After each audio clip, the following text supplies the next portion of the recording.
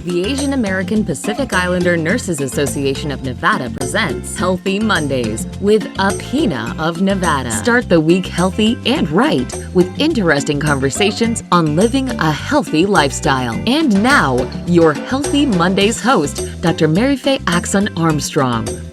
Aloha! Good evening! Magandang gabi po sa inyong lahat. Maraming salamat po sa inyong pagtangkilik sa aming programa, Asian American Pacific Islander Nurse Association, Healthy Mondays.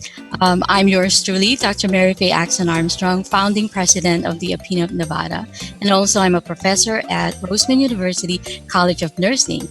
So welcome. So I always do a recap of what happened last week. So I happen to be privileged to have Tita Margie Gonzalez, who is a chairwoman for the Community Commission for AAPI, as well as my new friend, Ms. Dorinda Burnett, who is representing the Pacific Islanders. So tonight, and you know, mga kababayan, every Monday is a special Monday for me, and I always have special guests. And I happen to have Dan Santos, and Dan is the current chair for the Asian American Pacific Islander Democratic Caucus, right, in Nevada. And I also have Craig Valdez, and he is second vice chair. Is that right? Welcome to Healthy Mondays. So Dan, do you want to give our listeners a little bit background about yourselves? And I know you're Filipino, right? Apo, first of all, thank you so much for having us, Doctor. We're always so honored when you join us at our events and you bring such great insights to our programming. I'm so grateful to have this collaboration and to continue this dialogue. So my name's Dan Santos. My pronouns are he, him, and his. And I'm a second generation Filipino American. I was born and raised in the Chicagoland area, but around this time last year, I moved to Las Vegas and got this new role with Teach for America, which is the national nonprofit that's looking to combat the issue of educational inequity throughout CCSD. And then from there was looped into, this vibrant AAPI community in Nevada. Leaders like yourself, leaders like Margie, and people like Craig and I have been really trying to build off that work that's been done for decades. So really looking to fight for our seat at the table, find ways to make sure that our community is engaged civically, and really just uplift our stories and fight for that representation that our community so desperately needs. You're a busy young man. You know, the reason why I invited you and Greg here is because May is actually the Asian American Pacific Islander Heritage Month. And so I'm hoping that between the three of us, we can resonate to the community May and increase the awareness of the community about the Asian American and Pacific Islander population. So Greg, it's your turn. Thank you, Doctor. I also want to echo Dan's sentiments and thank you and appreciate you for giving us the opportunity to join you today and for also supporting young PhilAms such as Dan and I, as well as the entire PhilAm and the Asian American community about just how important it is to stay engaged and to stay informed. My name is Craig Valdez. My pronouns are also he, him, his.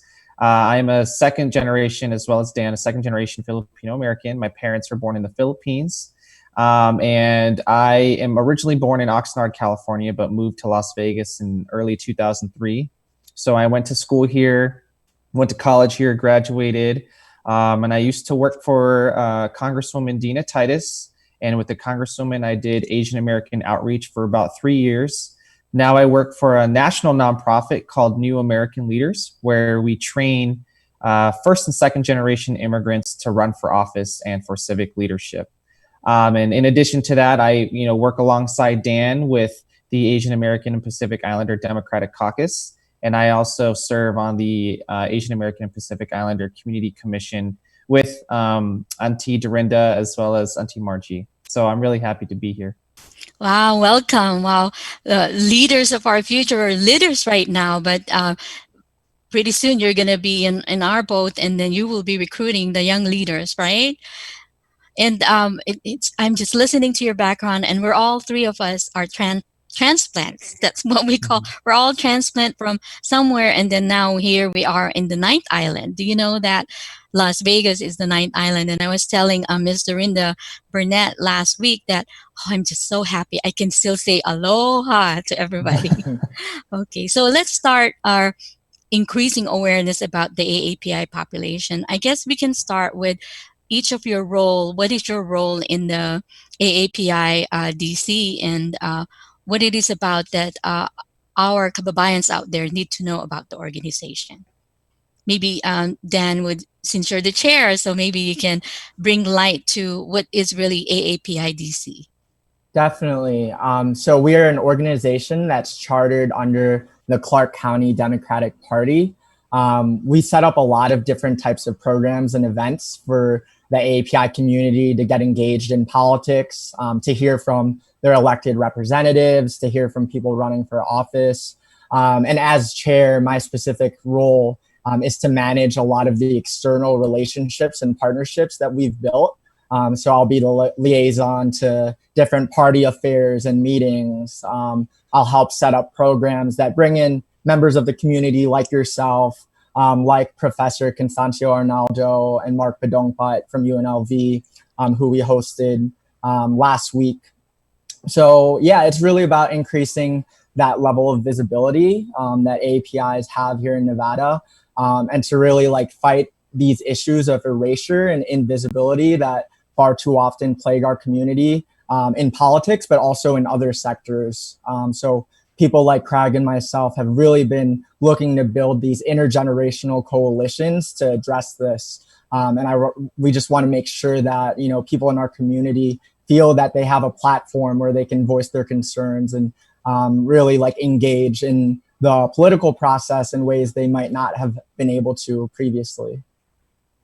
Yes, thank you for that really brief summary and all the things that the language that you have mentioned in what you were saying is, it resonates to me, the engagement. Really, we can increase our awareness, and we can say, you know, we're Asian American, we're Pacific Islanders, but there's no engagement. Then people would just say, oh, okay, they are AAPI, and so what? So maybe Craig could also share what kind of engagement are you doing with at AAPI DC? Yeah, absolutely. Dan put it best, honestly. He provided a great summary for the work that we do. Specific to my position, my job is to engage young Asian Americans involved. So I'm primarily responsible for youth outreach and engagement within the youth, within like the youth of all of us. And so engagement looks different, I think, for all of us, right? But I think what's important to highlight that Dan talked about is the intergenerational impact that many young people face. So, for example, my parents who immigrated from the Philippines are not as actively involved, but I think through my participation in politics and my engagement and just being out there in the community has helped them stay informed. Granted, we don't always see eye to eye, but I think at the end of the day, giving youth and young folks a platform and an opportunity to learn and grow and be involved helps the conversation with their parents, and as Dan mentioned, you know, intergenerational communication, right? And so my parents, through my involvement, my parents have stayed involved and have gotten involved and stay informed as much as they can. Granted, they don't have as much time as I do, but you know, when we talk about what's happening in the community, it helps. You know, it serves. I see myself as a messenger, and it's also, I think, our duty to empower young folks to get involved out there. And you know, there are numerous organizations, you know, in the Valley that do this, but I think the most prominent one is the Asian Community Development Council, ACDC. As a nonprofit, you know, serve the young core of Asian Americans in Nevada. In fact, they have a graduation tomorrow to honor young Asian Americans for, you know, the work that they put in college, because unfortunately COVID-19 has led young folks to not be able to physically graduate. And so this is just one of those touch points that ACDC provides And so I've spent a lot of my time alongside Dan looking at these opportunities, sharing these opportunities with our members, as well as engaging with organizations like ACDC.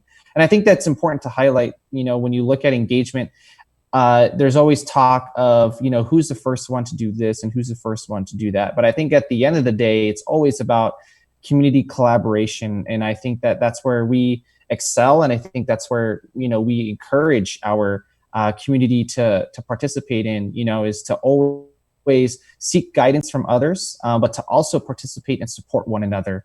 And I think that's how we get the job done. Is we certainly are not the only organization who is doing this work, but we work with folks like yourself, Doctor, and organizations like ACDC to accomplish our mission, to further our mission. Oh, I'm happy that you mentioned ACDC. They are actually our first community partner when AAPINA of Nevada was established and formed back in March 2018. And you're right, it's a team effort. No man is an island. And in addition to engagement, collaboration is very important. And I remember that the first collaboration we had with ACDC is we put up the Family Day, Health Fair, and Citizenship Day. And it was held at Rio Convention Center. And we had like a big pink fire truck that was borrowed from the American Cancer Society, and our students from both UNLV, CSN, and Roseman were actually involved with putting together the health fair. So, in other words, that collaboration is very important, and putting in your expertise. And everybody has their own, what they're good at and their expertise. And if we have a one big voice and put together our expertise, we certainly would be successful in getting the word out there about what is AAPI all about, and that how can we serve our community best. So my next question to both of you is, what are the barriers that you are encountering to do exactly your purpose, your mission and vision with AAPI DC? I think Craig touched on this a little bit earlier, but it really starts with trying to build that intergenerational dialogue. And I think it starts at home with your family. Like, I was like in a similar boat, like my parents aren't the most politically engaged. And my mom's a nurse at the North Chicago Veterans Hospital. And this moment in particular really shows the importance of why the decisions made at the government level affect us and affect our community in particular. Like, how do we make sure our healthcare workers get the necessary PPE that they need to stay safe? We've seen this pandemic have a disproportionate impact on our frontline workers, many of whom identify as Filipino. So that's sort of like my way in to have a conversation with my mom as to why politics matter. And then there's also this piece surrounding like the xenophobia of this moment, in terms of our president calling this the Chinese virus, and singling out an entire segment of the population as he's done on numerous instances in the past. So like, how do we use this moment to have conversations with our parents about building allyship with other communities of color who are suffering the same thing day in and day out? So I think that's definitely a barrier. It's like, there's different forms of engagement in terms of like, the older generation and our generation. There's different forms of working styles and different communication styles. And how do we work past that to really better our community as a whole? Yeah, it's resonate with me about the intergenerational, because I am experiencing it with my kids, my teenagers. So I remember my parents would say, I don't want to get involved with politics, but really it is inevitable.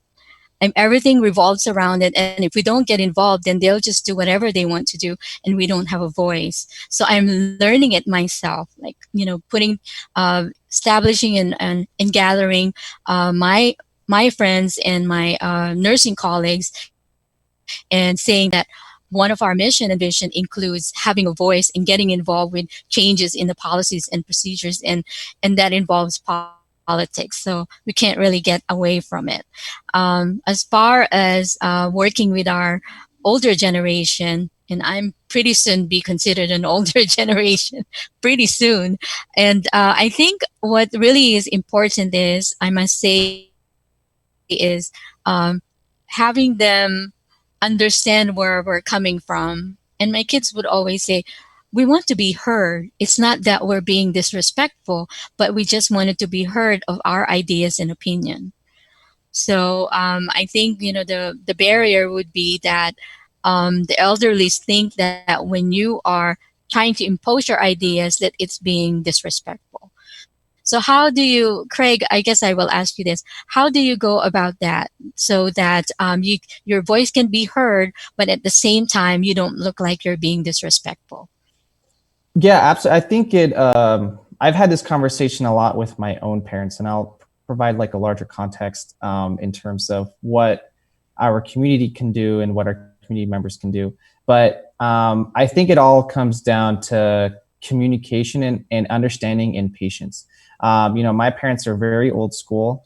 And, in fact, I don't live with my parents anymore, but as you can imagine, not living in your parents' household can be a very difficult conversation to have, especially when your parents are traditional Filipino parents who are always about career first, and making sure that you finish school, you have a good paying job, and all that I definitely understand that. And so it was having a conversation like that with my parents. It was deeply rooted in showing initiative where initiative is needed. So sparking that initial conversation with your parents and letting them know, hey, this is what I'm doing, and these are the reasons why I'm doing it. And in this case, it's maybe like, I am getting involved in politics because I care about my future, or I am volunteering on a campaign because I believe in this individual, and here are the reasons why. And, your parents obviously will provide some different perspectives, some pushback, some disappointment. And instead of resisting, I think it's always acknowledging that, I understand those are things that I understand your concern. I understand why you might be disappointed. I understand, what I'm hearing what you're saying. And I want to tell you that, I'm coming to you because I care about what you have to say about me. And so I think that's where that level of communication starts. And I think that we often, even in our own personal lives, are so quick to defend ourselves and to attack other people that we don't take a moment to breathe and understand and acknowledge what the other person might be feeling. And so when it comes to these intergenerational conversations, no one is forcing someone else to do anything. It's, we're having a conversation. I want you to know that this is what I plan on doing. I want you to please see my side. And I also want to invite you to participate. I want to invite you to get involved, to get informed. And if you don't want to, that's okay, because there will always be other opportunities to get involved. And so I think that's where it starts, and I think that's where, and that's where it doesn't end, but it continues that way. And even referring back to what Dan was talking about, I think a long-term obstacle that Asian Americans face is representation. It starts with engagement, but it definitely goes on into representation, where Asian Americans make up the largest demographic in Nevada, or the fastest growing demographic in Nevada, but are not represented that well in the state legislature. We haven't had a Filipino American represent Nevada in the state legislature in our state's history, yet are the largest of the Asian American subgroup in Nevada. We have Assemblywoman Rochelle Nguyen, who is a Democratic Assemblywoman, and she's wonderful. She does a great job, but she also understands that she can't be the only one. And so, as to Dan's point, it all starts with engagement, getting involved, doing internships. That's how I started, to ask questions, to volunteer in your free time. And I think that also starts with parents, like understanding that parents have a duty to push their kids to get involved as well. I can't even begin to say how many of my own friends who are Asian American, who work in the food and service industry here, who were laid off and have no idea how unemployment works, and have a lot to do with blaming the government, blaming our governor about what's happening with unemployment, and they have every right to do that. But I think that the blame game can only go on for so long, and there's a moment in time where you have to take action, where you have to do your due diligence, to ask questions, to call the governor's office, to receive updates, to be patient. And that's where like that conversation goes with your parents, right? Where you're being patient, you're showing initiative, you are doing your research, and you become well informed into the process, so that when things like this happen again, that you are prepared and that you are willing to tell your friends that. And so, my heart goes out to all my friends who have become unemployed as a result of COVID, and who are also learning about, the unemployment process and how painful it can be, and hope that they can get it resolved. And so, there's never a time that's too late, but we all have a duty to get involved and to stay informed.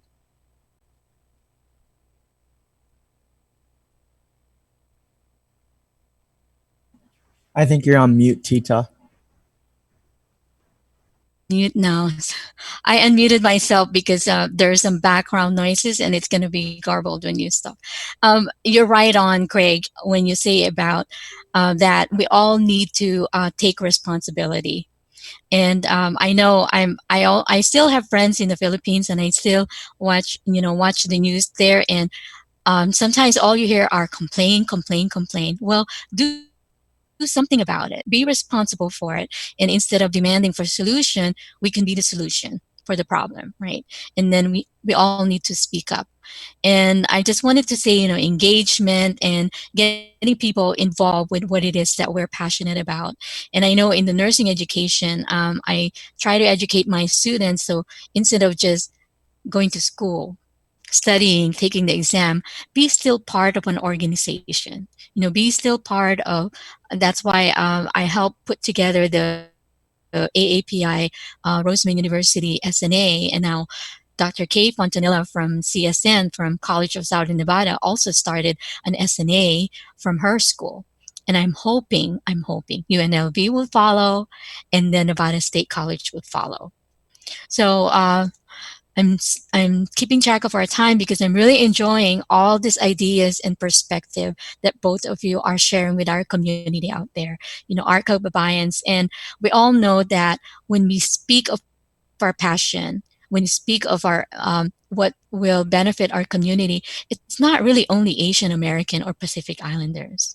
Because right now our broadcast is only not reaching out the AAPI population, and it's not only reaching out the Southern Nevada community, because this is a podcast and it will be global. Even my friends from the Philippines are listening to all my broadcasts.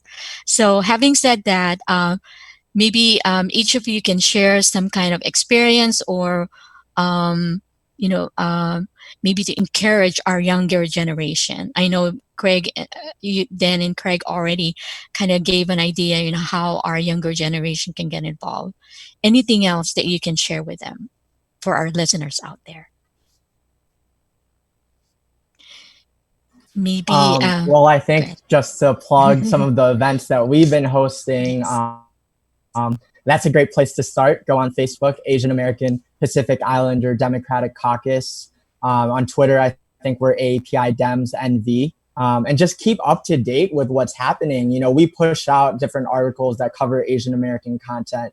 We push out, stories of representation in the media. For example, PBS is having a great documentary series that's chronicling different stories of Asian American advocacy and stories of oppression as well that our community has experienced. And, people like me and Craig, we didn't grow up seeing this representation in our textbooks. We didn't know that Filipino Americans played a role in the United Farm Workers movement. And it wasn't until we were adults that we discovered these things. But I think it's very transformative growing up and as someone who is young to see these stories represented. And it really catalyzes this call to action. And for me, it really inspired me to get more involved. So keep up to date with all the events that we're doing and the different programs that we're hosting to learn more about your identity and the history of AAPIs across the world, but also as an opportunity for you to get involved within the state party and to hear from your public officials. Thanks, Dan. Craig? Yeah, my dad always told me there were three types of people in the world. There was one person who made things happen, one person who saw things happen, the other person who always asked, what happened, right? And so, I grew up in a life where my parents told me to act a certain way, dress a certain way, and talk a certain way in order to fit in. My parents understood that in order to succeed in this life, you had to completely be a different person, and you had to work a different way for the system to benefit you. And I saw my mom struggle with her immigration test before she became a U.S. citizen, and I helped her study for that. And it made me realize. And my dad is a veteran. He served in the U.S. Air Force and U.S. Navy, and so he understood that being different meant that he needed to work twice as hard to be successful.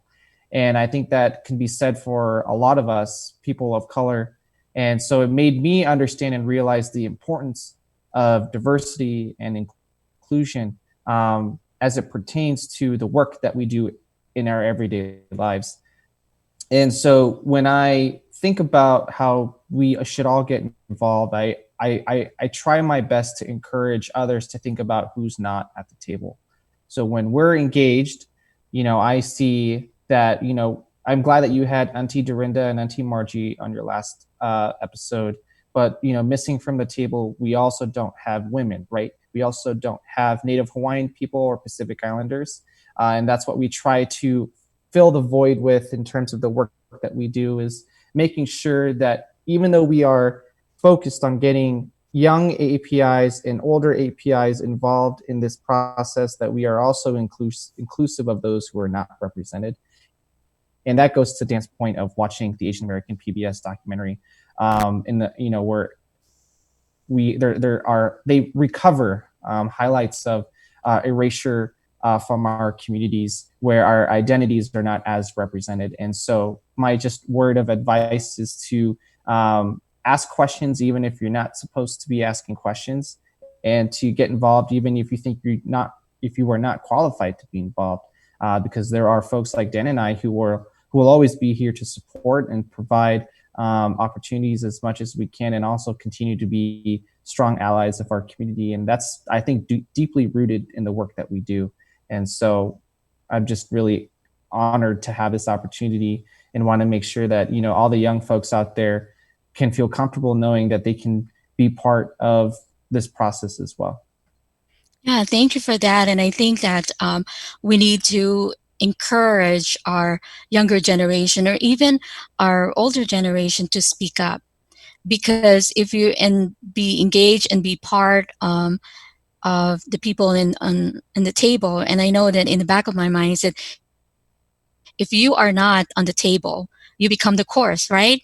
So be at the table so then you can have your voice. And also, you mentioned about being different. And I remember when I was asked to speak about, I'm part of the Substance Abuse and Mental Health Service Administration Minority Fellowship Program with American Nurse Association, and I'm one of the Nurse Scholar Fellow. And when I went into the headquarters in Maryland. They asked me, "Can you speak about what did this fellowship did to you?" And I mentioned about being different. And when I say being different, it's just not being different, but different in a way that you stick out, and knowing in the back of your mind that you did good. And so whatever they see in you, when you stick out, they'll see the good things. Being different is just not being different. Being different to do good and make the change that needs to happen in order to see a better outcome, to grow. Because we need to keep, we don't settle with, okay, we did an improvement and we did some development. We keep on growing and growing, and until we excel. Because I believe, I don't know if you have read one of the poems by, I forgot his name, but it has to do the difference between success and excellence. And I know I'm the same with you. My parents always encourage me and drive me to do your best. And I tell my children, that's all that you can do. That's all that anyone can do, is to do your best. And that's all. That's what anyone can expect of you. Your best. You can't do anything better than that. So I am also glad that you mentioned about the graduation because Eric Jung was here the week before. ACDC was in my show, and I know I'm pulling all of these people who are passionate about the Asian American Pacific Islander population, and here you are. That's why you're in the show, because I know and I can feel, and it's overflowing your passion to serve the community. So I just wanted to congratulate all the graduates of 2020. It's too bad you don't get to walk on the stage, yes. But I think, um, with or without walking in the stage, we still need to congratulations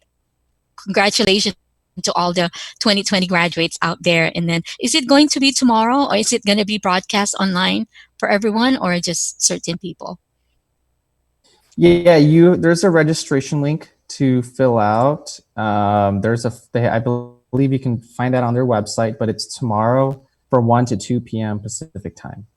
Okay, great. So we are investing in our young generation to keep continuing on increasing awareness about the Asian Pacific Islander population, in continuing to engage, continuing to collaborate, and I'm looking at the time because time flies when we're having fun. That's my cue.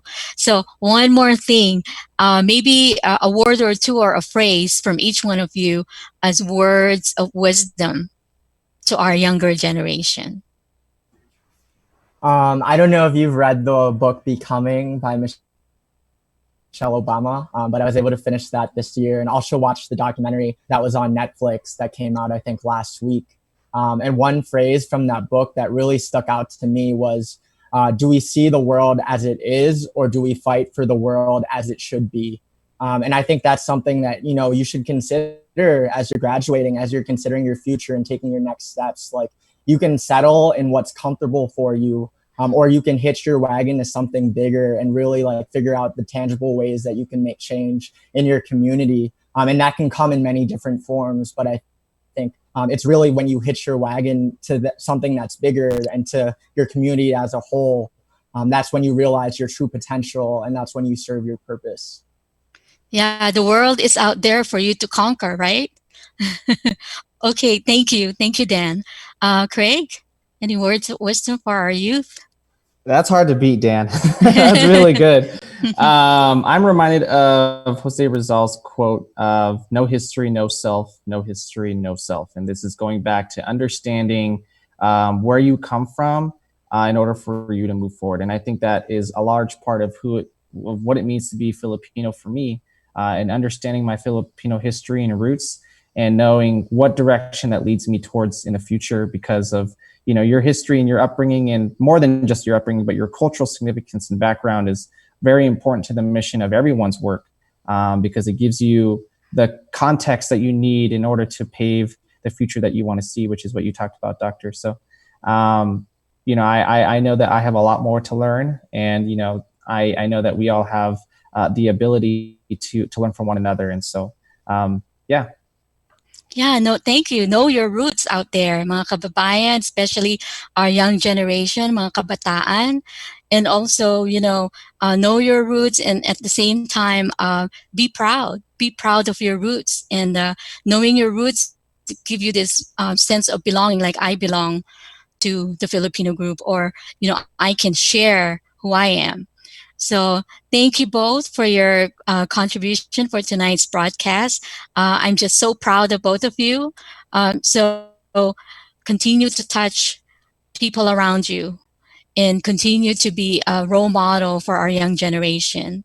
And then us, I don't want to say old generation, but experienced generation. I think I wanted to be called the experienced generation. So we're here to guide you of what we can share with our own experiences. So, time flies when we're having fun. Thank you again. And again, PHLV Radio, thank you for your partnership to bring information to our community out there. Being and another one of having a good well-being is to be able to belong, the belongingness into something, and being proud of being part of that something. So mga kababayan, thank you again for listening to us tonight. Remember, every Monday is a healthy Monday. Aloha. The Asian American Pacific Islander Nurses Association of Nevada has just brought you Healthy Mondays with AAPINA of Nevada.